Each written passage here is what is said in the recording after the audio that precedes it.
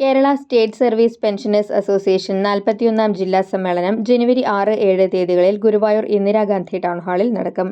ചൊവ്വാഴ്ച രാവിലെ 10-ന് ജില്ലാ പ്രസിഡന്റ് കെ.ജി. ഉണ്ണികൃഷ്ണൻ പതാക ഉയർത്തും.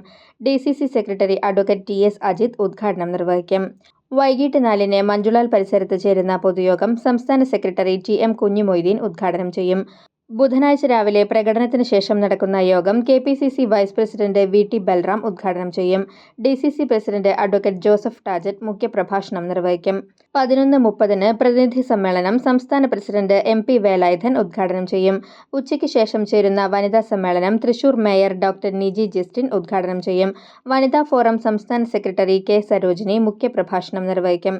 മഹിളാ കോൺഗ്രസ് സംസ്ഥാന സെക്രട്ടറി സ്വപ്ന രാമചന്ദ്രൻ മുഖ്യാതിഥിയാകും. തുടർന്ന് നടത്തുന്ന സംഘടനാ ചർച്ച സംസ്ഥാന ജനറൽ സെക്രട്ടറി രാജൻ ഗുരുക്കൾ ഉദ്ഘാടനം ചെയ്യും. ഭാരവാഹികളുടെ തെരഞ്ഞെടുപ്പും നടക്കും.